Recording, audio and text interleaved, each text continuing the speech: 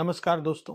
30 अक्टूबर को राष्ट्रपति ट्रंप ने अपने सोशल मीडिया पर लिखा कि मैंने युद्ध विभाग को निर्देश दिया है कि वे हमारे परमाणु हथियारों का परीक्षण समान आधार पर शुरू करें, क्योंकि अन्य देश अपने कार्यक्रमों का परीक्षण कर रहे हैं। बाद में एक चैनल से बात करते हुए ट्रंप ने उन देशों के नाम भी बताए जो परीक्षण कर रहे हैं, और उन्होंने कहा कि वे देश हैं रूस, चीन, उत्तर कोरिया और पाकिस्तान। जब अमेरिका का राष्ट्रपति परमाणु परीक्षण की बात करता है, तो पूरी दुनिया सतर्क हो जाती है। और चूंकि उन्होंने तीन देशों रूस, चीन और पाकिस्तान का उल्लेख किया है, जो भारत के लिए बहुत महत्वपूर्ण है, मैं यह वीडियो बना रहा हूं ताकि मैं ट्रंप द्वारा परमाणु परीक्षण पर कही गई बातों को कुछ संदर्भ में रख सकूं। अब जब हम परमाणु परीक्षण या परमाणु मुद्दों की बात करते हैं, तो हम मूल सिद्धांतों, बुनियादी बातों पर लौटते हैं, और हमें पता है कि परमाणु विचारधारा का अधिकतम विकास शीत युद्ध के दौरान हुआ, क्योंकि यही वह समय था जब दो परमाणु महाशक्तियां थीं, अमेरिका और सोवियत संघ। तो मैंने क्या किया है कि मैंने इस परमाणु विचारधारा से दो विषय या दो विचार चुने हैं, और इन्हीं पर मैं चर्चा करूंगा। पहला विषय यह है कि मैं पारंपरिक युद्ध और परमाणु युद्ध के बीच के संबंध के बारे में बात करूंगा, और फिर मैं परमाणु प्रतिरोधक क्षमता की अवधारणा के बारे में बात करूंगा, जो अमेरिकियों और सोवियतों के बीच भिन्न थी। तो चलिए पहले विषय से शुरू करते हैं, जो है पारंपरिक युद्ध और परमाणु युद्ध के बीच क्या संबंध है, हमें इसे कैसे समझना चाहिए। अब हम जानते हैं कि शीत युद्ध 1945 में शुरू हुआ था, और 1950 के दशक तक अमेरिकियों को यह एहसास हो गया था कि सोवियतों के पास पारंपरिक सेनाओं की संख्या बहुत अधिक है, जो अमेरिकी सेनाओं से कहीं ज्यादा थी। उनके पास ज्यादा टैंक थे, ज्यादा विमान थे, ज्यादा तोपें थीं, हर चीज की संख्या ज्यादा थी। हालांकि तकनीक के मामले में वे अमेरिकियों के बराबर नहीं थे, लेकिन सच्चाई यह है कि बड़ी मात्रा में चीजों की अपनी एक अलग गुणवत्ता होती है। तो यह असंतुलन जो युद्ध के मैदान पर आ गया था, उसे ठीक करने की जरूरत थी, और अमेरिकियों को पारंपरिक सेनाओं में सोवियतों की बढ़त को संतुलित करना था। तो क्या किया जाए। राष्ट्रपति आइजनहावर को दो विकल्प दिए गए थे। एक विकल्प यह था कि चलिए सोवियत संघ की पारंपरिक क्षमताओं की बराबरी करें।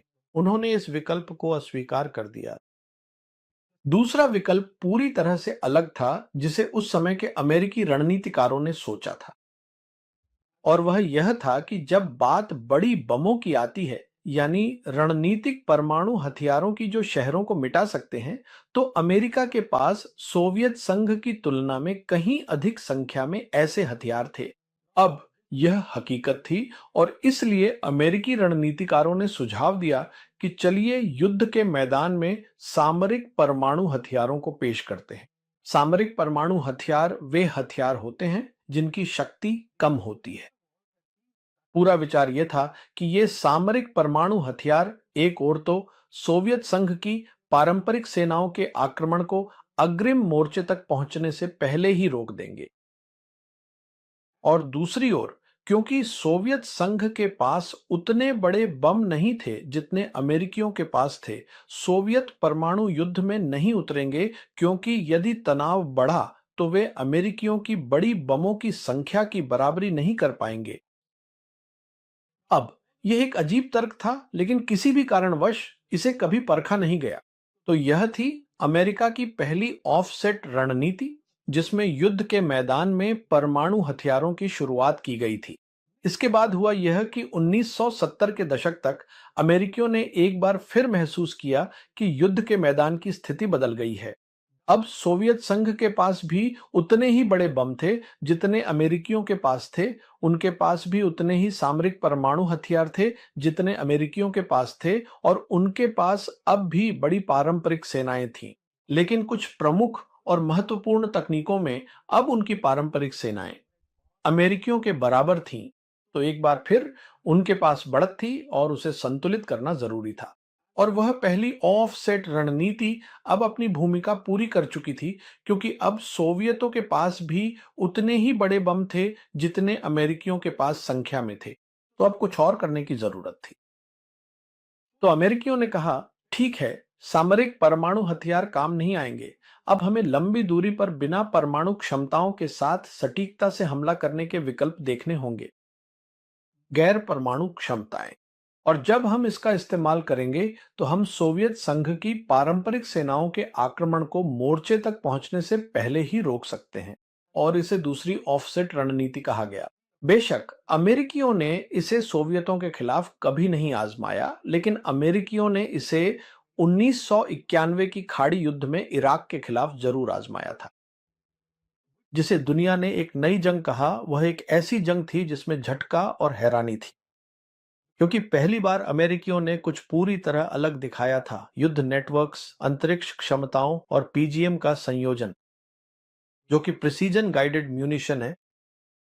अब पहली और दूसरी ऑफसेट रणनीति से जो सबक निकला वह काफी सीधा था, कि जब बात पारंपरिक युद्ध और परमाणु युद्ध की आती है, विश्वसनीय प्रतिरोधक क्षमता अलग अलग बनानी पड़ती है। आपको विश्वसनीय पारंपरिक प्रतिरोधक क्षमता चाहिए और आपको विश्वसनीय परमाणु प्रतिरोधक क्षमता चाहिए। एक दूसरे का समर्थन नहीं करता। यह सबक आज भी उतना ही सच है, इसमें कोई बदलाव नहीं आया है। दोनों के लिए अलग अलग विश्वसनीय प्रतिरोधक क्षमता चाहिए। अब मैं उस दूसरी बात के बारे में बात करता हूं जो मैंने कही थी, परमाणु प्रतिरोधक क्षमता की अवधारणा। अब इससे पहले कि मैं इस पर चर्चा करूं, थोड़ा सा पृष्ठभूमि समझना जरूरी है। जहां तक सोवियतों का सवाल था, उनके पास सिद्धांतकार थे, सैन्य सिद्धांतकार, और सैन्य सिद्धांतकार का काम युद्ध के बारे में विचार प्रस्तुत करना था। क्योंकि सोच यह थी कि जनरल और सैन्य नेतृत्व अपने रोजमर्रा के कामों में इतने व्यस्त रहते हैं कि उनके पास इन सब चीजों के बारे में सोचने और उन्हें विकसित करने का समय नहीं होता। इसलिए उन्हें विचार थाली में परोस कर देने पड़ते हैं, और जो विचार उन्हें दिए जाते हैं उनके आधार पर वे युद्ध की अवधारणाएं तैयार कर सकते हैं, ताकि युद्ध जीतने की उनकी संभावनाएं अधिकतम हो सकें। तो वहां सैन्य सिद्धांतकार थे और ये रणनीतिकार थे, सैन्य रणनीतिकार। अब यह शब्द रणनीति ग्रीक शब्द से आया है, जिसका अर्थ है जनरल की कला। तो सोवियत जनरल स्टाफ का काम था इन विचारों को लेकर उन्हें युद्ध की अवधारणा में बदलना।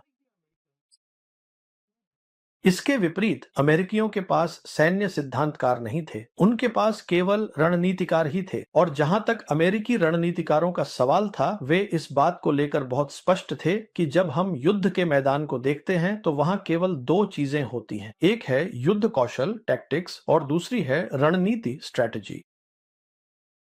रणनीति सबसे उच्च स्तर पर होती है, जहां सैन्य और राजनीतिक नेतृत्व संवाद करते हैं। बाकी सब युद्ध कौशल टैक्टिक्स है अमेरिकियों के लिए।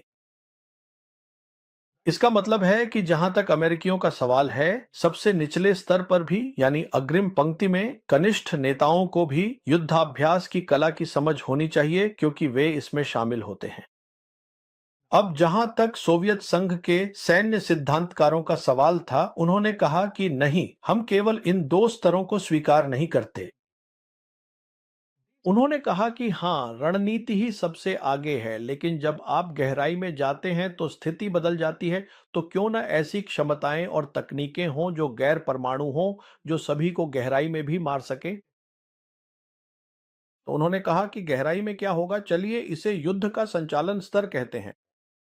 यह बात कहने की है कि यह सोवियत सैन्य सिद्धांतकार थे जिन्होंने युद्ध के संचालन स्तर की यह अवधारणा प्रस्तुत की थी, और इसके बाद इसे द्वितीय विश्व युद्ध में सोवियत संघ के सैन्य रणनीतिकारों और जनरल स्टाफ द्वारा आजमाया गया। यह सफल और विश्वसनीय साबित हुआ। तो संचालन स्तर के युद्ध की अवधारणा में सोवियतों का योगदान है, और पहली बार अमेरिकियों ने सोवियतों को बहुत करीब से देखने के बाद इसका उल्लेख अपने 1982 के फील्ड मैनुअल में किया, जो वायु और युद्ध पर था। लेकिन किसी कारणवश उन्होंने कभी भी संचालन स्तर के युद्ध को पूरी तरह से नहीं अपनाया। वे अब भी रणनीति और युक्तियों के संदर्भ में ही बात करते हैं। तो अब बात यह है कि एक बार जब हम सोवियतों के संचालन स्तर के युद्ध में योगदान को समझ लेते हैं, अब आइए पारंपरिक और परमाणु युद्ध पर नजर डालते हैं। जहां तक पारंपरिक युद्ध की बात है, जैसा कि मैंने कहा, अमेरिकियों ने मोर्चे से ही युक्तियों को बहुत महत्व दिया। लेकिन सोवियतों के लिए युक्तियां एक गौण विषय हैं। क्योंकि उनके लिए संचालन स्तर के युद्ध में गहराई तक युद्ध कौशल या सेनापति की कला का प्रदर्शन होना चाहिए। और जैसा कि मैंने कहा, वे ऐसा करना चाहते हैं। उन्होंने यह गैर परमाणु क्षमताओं और तकनीकों के साथ किया। तो उनमें से 4 चीजें थीं और यह 4 चीजों का एक संयोजन था जिस पर सोवियत संघ, उनके जनरल स्टाफ ने संचालन स्तर के युद्ध के लिए काम किया। और वे थे वर्टिकल ट्रूप स्ट्राइक। अब ये एयर मोबाइल फोर्सेस के बारे में था। और हम जानते हैं कि एयर मोबाइल फोर्सेस में एयरबोर्न फोर्सेस और एयर असॉल्ट फोर्सेस शामिल होती हैं। यहां ध्यान देने वाली बात यह है कि एयर मोबाइल फोर्सेस के मामले में सोवियत संघ के पास इस अवधारणा के कारण अमेरिकियों की तुलना में कहीं अधिक बल थे। दूसरी बात थी एकीकृत फायर स्ट्राइक। आप विमान, मिसाइल और तोपखाने की फायर स्ट्राइक को एकीकृत करते हैं। यह किया गया था। फिर सोवियतों के पास ऑपरेशनल मैन्यूवर ग्रुप्स थे। अब ये छोटे संभालने योग्य समूह थे, संरचनात्मक इकाइयां जो एक ब्रिगेड से थोड़ी बड़ी थीं। पूरा विचार यही था कि उन्हें तेजी से आगे बढ़ना था। आप बस आगे की पंक्ति को काटते हैं और तुरंत गहराई की ओर दौड़ते हैं। यही ऑपरेशनल मैन्यूवर ग्रुप का काम था। और निश्चित रूप से यह बहुत आसान नहीं था, क्योंकि लॉजिस्टिक्स में कठिनाइयां थीं, कमांड और कंट्रोल में कठिनाइयां थीं, एकीकृत वायु रक्षा में कठिनाइयां थीं। लेकिन इन सब के बावजूद इस अवधारणा को लेकर सोवियत संतुष्ट थे। और चौथा तत्व था उनके विशेष बल, जो दुश्मन की पंक्तियों के पीछे काम करते थे। अब आइए इस ऑपरेशनल स्तर के युद्ध की अवधारणा को इन सभी क्षमताओं के साथ देखें और समझें कि यह सोवियतों के लिए कैसे काम करती थी, चाहे पारंपरिक युद्ध क्षेत्र हो या परमाणु युद्ध क्षेत्र। देखिए, पारंपरिक युद्ध क्षेत्र की बात करें तो इसका मतलब था युद्ध का ऑपरेशनल स्तर। अगर आप ऑपरेशनल गहराई पर हमला करते हैं, वहां वॉर करते हैं, तो दुश्मन की पूरी रक्षा व्यवस्था बिखर जाती है। यही इसका लाभ है। और जब आप परमाणु युद्ध की बात करते हैं तो आप देखेंगे कि अमेरिकी अब भी सीमित परमाणु युद्ध की बात कर रहे थे, जो टैक्टिकल न्यूक्लियर वेपन्स पर आधारित था। जैसा कि मैंने कहा, उनकी सोच थी कि परमाणु युद्ध को रोका जा सकता है, उसे सीमित किया जा सकता है और उसके बढ़ने को नियंत्रित किया जा सकता है। सोवियत इस पर बिल्कुल स्पष्ट थे। अगर आप परमाणु हथियार लाते हैं, चाहे वे टैक्टिकल हों या स्ट्रैटेजिक, तो इस बढ़ोतरी को नियंत्रित नहीं किया जा सकता। यह संभव नहीं है। इसीलिए उन्होंने गैर परमाणु क्षमताओं और तकनीकों के उपयोग की इस अवधारणा के बारे में सोचा, जो युद्ध के ऑपरेशनल स्तर पर टैक्टिकल परमाणु हथियार के समान परिणाम दे सकती हैं, जैसा कि मैंने बताया था। तो दूसरे शब्दों में कहें तो युद्ध के ऑपरेशनल स्तर का लाभ पारंपरिक स्तर पर भी था। जैसा कि मैंने अपनी पहली किताब में भी तर्क दिया था, जो 25 साल पहले प्रकाशित हुई थी, कि युद्ध का संचालन स्तर यानी युद्ध का मध्यवर्ती स्तर सबसे महत्वपूर्ण है। यही वह स्तर है जहां किसी अभियान का परिणाम तय होता है, न कि रणनीति या लड़ाइयों में। दरअसल इसे 1920 के दशक में सोवियतों द्वारा पेश किया गया था और यह समय की कसौटी पर खरा उतरा है। मैंने इसे समय की कसौटी पर खरा उतरने वाला क्यों कहा? इसका कारण यह है कि संचालन स्तर पर ही, जैसा कि मैंने कहा, आप एक अतिरिक्त परत बनाते हैं, एक गैर परमाणु परत। अब आइए वर्तमान रूस की बात करें, क्योंकि आखिरकार सोवियत संघ की सोच का सिलसिला रूसियों तक आकर रुका। और फिर रूसियों और सोवियतों की सोच और युद्ध अवधारणाओं में से बहुत कुछ पीएलए ने भी अपनाया। और निश्चित रूप से उनकी अपनी सोच भी थी।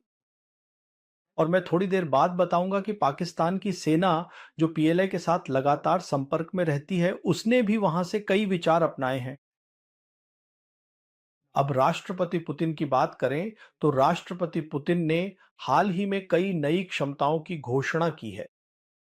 संक्षेप में ये क्षमताएं हैं अवांट गार्ड हाइपरसोनिक ग्लाइड व्हीकल, जिसे आईसीबीएम पर लगाया जाएगा और इसकी गति मैक 27 है। यह मूल रूप से एक ग्लाइड व्हीकल है, जिसका मतलब है कि यह नियर स्पेस में संचालित होगा। नियर स्पेस वह क्षेत्र है जो 20 किलोमीटर से 100 किलोमीटर की ऊंचाई के बीच होता है, क्योंकि 100 किलोमीटर से ऊपर अंतरिक्ष है। तो यहाँ एक नई परत जोड़ी गई है। और इसी तरह उनके पास जिरकॉन भी है, जो उनका हाइपरसोनिक क्रूज मिसाइल है। मैक 9 की गति और उनके स्क्रैमजेट इंजन पर आधारित है, तो यह भी उसी हाइपरसोनिक स्पेस में संचालित होगा जिसका मैंने अभी उल्लेख किया था। तो ये पारंपरिक क्षमता की वह अतिरिक्त परत है जो जोड़ी गई है। और निश्चित रूप से उन्होंने पोसाइडन न्यूक्लियर पावर्ड ड्रोन के बारे में भी बात की, और उन्होंने कहा कि पोसाइडन के बारे में कहा जाता है कि यह समुद्र में 1000 मीटर की गहराई तक जा सकता है, क्योंकि यह एक अंडर वाटर ड्रोन है। और ध्यान दें, जब हम गहराई की बात करते हैं तो आमतौर पर हम लगभग 300 मीटर की बात करते हैं, लेकिन यहाँ हम 1000 मीटर की गहराई की बात कर रहे हैं, यानी काफी गहराई में। फिर उन्होंने भी, राष्ट्रपति पुतिन ने उल्लेख किया,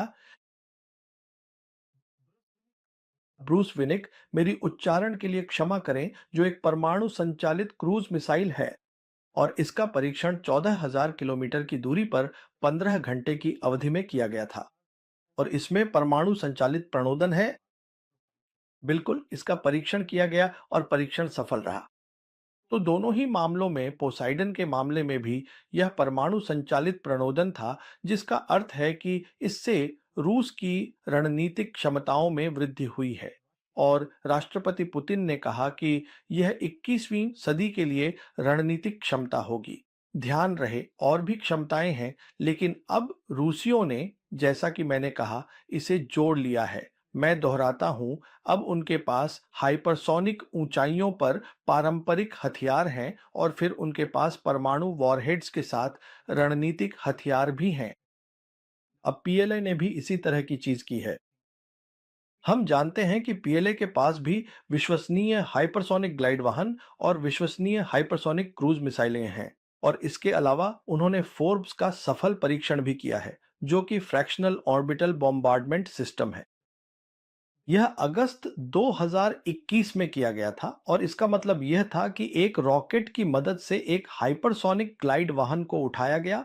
वह अंतरिक्ष से बाहर निकलकर निचले थोबाट में लगभग 150 किलोमीटर की ऊंचाई पर गया, और फिर पृथ्वी में पुनः प्रवेश किया, जहां से वह पृथ्वी पर किसी भी स्थान पर हमला कर सकता था। तो यहाँ बात यह है कि फोब के इस प्रदर्शन के द्वारा, जिसे उस समय अमेरिका के शीर्ष जनरल मार्क मिले ने स्पुतनिक जैसा क्षण कहा था, उन्होंने यह दिखाया कि पारंपरिक ट्रायड डिलीवरी सिस्टम के बजाय, जो कि सामान्य बात है, जब हम ट्रायड की बात करते हैं तो हम air delivery system, land delivery system, यानी मिसाइलें और समुद्र की बात करते हैं। उन्होंने इसमें एक और जोड़ा, जिससे यह क्वाड बन गया। अब वे फोर्ब्स की बात कर रहे थे। तो मेरा कहने का मतलब यह है कि इन दोनों देशों ने यह सबक सीख लिया है, इसलिए यह प्रासंगिक है, खासकर जब बात तीन महाशक्तियों की हो, या दो महाशक्तियों की, जो कि रूस और चीन हैं। अब मैं भारत और पाकिस्तान की बात करना चाहता हूं, क्योंकि राष्ट्रपति ट्रंप ने पाकिस्तान का उल्लेख किया है। अब आइए इसे समझते हैं। देखिए, भारत और पाकिस्तान दोनों के पास, जैसा कि मैंने बार बार कहा है, समान सिद्धांत है। तो दोनों के पास अमेरिकी या ब्रिटिश अवधारणा थी, नाटो की रणनीति और रणनीति की अवधारणा थी। बस यही उनके पास था। तो आप या तो रणनीति अपना रहे हैं, या आप युद्ध कौशल अपना रहे हैं, और इसी तरह उन्होंने युद्ध लड़े हैं। उदाहरण के लिए, पहला युद्ध लड़ा गया था, कश्मीर का पहला युद्ध, जहां पाकिस्तानी सेना ने महसूस किया कि संख्या के लिहाज से वे भारतीय सेना से काफी कम थे। तो हमें पता है कि उन्होंने पहले युद्ध में अनियमित सैनिकों का इस्तेमाल किया था। और उसके बाद 1 जनवरी 1948 को आईएसआई का गठन किया गया, और आईएसआई के मुख्य कार्यों में से एक था अनियमित सैनिकों का उपयोग करना और भारतीय सेना के मुकाबले संख्या की कमी को पूरा करना। और फिर हम जानते हैं कि उन्होंने मई 1998 में भारत के परमाणु परीक्षण के तुरंत बाद अपना परमाणु परीक्षण किया, और इसका उद्देश्य युद्ध के रणनीतिक स्तर पर संतुलन बनाए रखना था। अब जहां तक संचालनात्मक, माफ कीजिए, जहां तक संख्या का सवाल था, अब संख्या बराबर हो गई थी। मैं इसे युद्ध का संचालनात्मक स्तर कहता हूं। मुझे नहीं लगता कि पाकिस्तानी सैन्य साहित्य में वे वास्तव में इस शब्द का इस्तेमाल कर रहे थे, लेकिन मेरा मानना है कि युद्ध के संचालनात्मक स्तर पर पाकिस्तानी भारतीय सेना के बराबर आ गए थे। और इसके दो कारण हैं, दो प्रमाण हैं, जिनकी वजह से मैं ऐसा कहता हूं। पहला कारण ये है कि जितने भी युद्ध उन्होंने लड़े, 65 का युद्ध, 71 का युद्ध, पहली सैन्य रेखा बनाई गई थी। 1 जनवरी 1949 को जिसे सीज फायर लाइन कहा गया था, वह सैन्य रेखा आज भी जमीन पर मौजूद है, जिसका मतलब है कि उन्होंने युद्ध के संचालनात्मक स्तर पर बराबरी की, जिसे मैं अभियान स्तर पर युद्ध जीतना कहता हूं। इसी वजह से भारतीय सेना उस रेखा को मिटा नहीं सकी और केवल उस रेखा का नाम बदला गया। 1971 के युद्ध के बाद सीज फायर लाइन का नाम बदलकर लाइन ऑफ कंट्रोल कर दिया गया। और दूसरा कारण ये है कि 1991 से पाकिस्तान सेना जम्मू और कश्मीर में प्रॉक्सी युद्ध कर रही है और इसका कारण बहुत सीधा है कि उन्हें यह विश्वास है कि अगर भारत युद्ध करता है तो उनके पास भारत का मुकाबला करने की क्षमता है। भारत विश्वसनीय पारंपरिक क्षमताएं विकसित नहीं कर पाया है और उन्हें लगता है कि वे भारतीयों के बराबर हैं और यह साबित भी हो चुका है क्योंकि वे प्रॉक्सी युद्ध जारी रखे हुए हैं। फिर हमने ऑपरेशन सिंदूर होते देखा और ऑपरेशन सिंदूर में पहली बार हमने देखा कि जिसे मैं एक मोर्चा एकीकृत युद्ध कहता हूं, जहां पीएलआई ने पाकिस्तान सेना का पूरी तरह से समर्थन किया, अपनी गैर घातक क्षमताओं और अन्य क्षमताओं के साथ बिना अपना हाथ दिखाए। तो हमने यह देखा और तुरंत ही जो पाकिस्तानियों ने किया है वह यह है कि सिंदूर के बाद उन्होंने एक बड़ा संरचनात्मक सुधार किया है और यही मैं कहता हूं कि यह उनके पीएलआई के साथ करीबी संपर्क के कारण हुआ है। उन्होंने जो किया है वह यह है कि उन्होंने पाकिस्तानी सेना के तहत एक रॉकेट फोर्स कमांड स्थापित की है। और मैंने कहा था जब यह बनाया गया था, दरअसल मैंने इस पर एक वीडियो भी किया था। मैंने कहा था अब युद्ध के संचालन स्तर की अवधारणा जीवित हो गई है। यह पाकिस्तान की सेना में दो कारणों से स्थापित किया गया है। पहला, हमने पाकिस्तान एयरफोर्स का प्रदर्शन देखा जहां उन्होंने अपने मल्टी डोमेन ऑपरेशंस दिखाए, जो कि युद्ध के संचालन स्तर पर था, न कि केवल डॉग फाइट्स करने के बजाय। और अब उन्होंने इसे बनाया, इसे खड़ा किया, तो मैंने कहा ये दोनों संस्थाएं पाकिस्तान एयरफोर्स और Pakistan army rocket force command, जिनके पास अपनी मिसाइलें होंगी, वे युद्ध के संचालन स्तर पर काम करेंगी और यही युद्ध का निर्णायक स्तर है। और कुछ हफ्तों बाद, दरअसल कुछ महीनों बाद, मैंने उनके एक बहुत ही प्रमुख जनरल, पाकिस्तान के लेफ्टिनेंट जनरल खालिद किदवई का एक आकलन या व्याख्यान सुना। अब जनरल किदवई ने बहुत स्पष्ट रूप से कहा कि Pakistan army rocket force command यह पारंपरिक युद्ध और परमाणु युद्ध के बीच एक स्तर बना रही है और उन्होंने कहा कि इस आर्मी कमांड के पास केवल पारंपरिक मिसाइलें ही होंगी। तो आप देख सकते हैं कि मैं पहले किस बारे में बात कर रहा था कि आप एक परत बनाते हैं, आप बीच में एक स्तर बनाते हैं और वही है संचालन स्तर का युद्ध। और ऐसा ही है, ये हो चुका है। जनरल किदवई ने इसकी पुष्टि की है कि हाँ, ये किया जा चुका है। अब इसके साथ ही हमें यह भी पता है कि वे समुद्र आधारित प्रतिरोधक क्षमता की संभावना पर भी विचार कर रहे हैं और हमें पता है कि उन्होंने एसएलबीएम बाबर 3 का परीक्षण किया है और यह पहली बार 2017 में परीक्षण किया गया था, फिर 2018 में परीक्षण हुआ और अब इसे हांगोर पनडुब्बियों के साथ एकीकृत किया जाना है, जो वे चीन से प्राप्त कर रहे हैं। तो उन्होंने परीक्षण किया है, लेकिन ये किस चीज़ का परीक्षण है? ये किसका परीक्षण है? यहाँ कोई परमाणु परीक्षण नहीं किया गया है। यह बाबर 3 मिसाइल का परीक्षण है जो परमाणु वॉरहेड ले जाएगी। ठीक वैसे ही जैसे रूसियों ने किया है और वैसे ही जैसे चीनियों ने किया है। लेकिन पाकिस्तान की बात पर वापस आते हैं। एक और कारण है। सिंधु के बाद जहां तक दुनिया का सवाल है, उन्होंने यह आकलन किया है कि पाकिस्तानी सेना ने अच्छा प्रदर्शन किया और उसी के आधार पर पाकिस्तान की भू राजनीतिक स्थिति में काफी वृद्धि हुई है। तो बात यह है कि जब भी सिंधु दो जैसी कोई घटना होगी, चीन पाकिस्तान का पूरी तरह से समर्थन करेगा, क्योंकि पाक चीन ने लगातार यह रुख अपनाया है कि हम पाकिस्तान की क्षेत्रीय अखंडता और संप्रभुता का समर्थन करेंगे। इसका मतलब है कि पाकिस्तान की पारंपरिक क्षमताओं के लिहाज से मैं चाहता हूं कि भारतीय पक्ष यह सोचे कि चीन की मदद से वे भारतीय सेना के मुकाबले कहीं अधिक सक्षम होंगे। इसलिए उन्हें वास्तव में किसी और परीक्षण की कोई आवश्यकता नहीं है। उन्हें परमाणु परीक्षण क्यों करना चाहिए, इसका कोई मतलब नहीं बनता। और इसके अलावा वे अपने बढ़े हुए भू राजनीतिक दर्जे को परमाणु परीक्षण करके क्यों खतरे में डालेंगे? और चीनी खुश नहीं होंगे, रूसी खुश नहीं होंगे और अमेरिकी भी खुश नहीं होंगे। और आज ये तीनों महाशक्तियां हैं, उनके साथ पाकिस्तान के अच्छे संबंध हैं। पाकिस्तान के इन सभी के साथ अच्छे संबंध हैं। ये सब खतरे में नहीं डालेगा। अब ट्रंप के मुद्दे पर वापस आते हैं, तो सवाल यह है कि ट्रंप ने परमाणु परीक्षण के बारे में इस तरह क्यों बात की है? अब देखिए, जब वह मीडिया से परीक्षण के बारे में बात कर रहे थे, तो काफी घुमा फिराकर जहां तक उनके ऊर्जा सचिव क्रिस राइट का सवाल है, उन्होंने बहुत स्पष्ट रूप से कहा कि राष्ट्रपति ट्रंप ने जो आदेश दिया है, वह सिस्टम परीक्षण का है। यही आदेश दिया गया है, उससे ज्यादा कुछ नहीं। इसका मतलब है कि वे अपने कुछ सिस्टम्स पर काम करना चाहते हैं, जैसे डिलीवरी सिस्टम्स, प्रोपल्शन सिस्टम्स। यही आदेश दिया गया है। तो फिर ट्रंप ने यह सब क्यों कहा? मेरे आकलन में मैं केवल एक ही कारण सोच सकता हूं कि उन्होंने ऐसा क्यों कहा। वह यह है कि अब वे अपनी विदेश नीति में सीधे तौर पर दो अन्य महाशक्तियों, यानी चीन और रूस के साथ संवाद कर रहे हैं। शायद वह अपने घरेलू दर्शकों को यह संदेश देना चाहते थे कि देखिए, मैं इन परीक्षणों को करके उनसे ताकत की स्थिति में बातचीत कर रहा हूं, क्योंकि वे भी परीक्षण कर रहे हैं और यह स्पष्ट बना रहे हैं कि यह किस प्रकार का परीक्षण है। क्या यह परमाणु परीक्षण है या यह परमाणु हथियारों की डिलीवरी के लिए सिस्टम का परीक्षण है?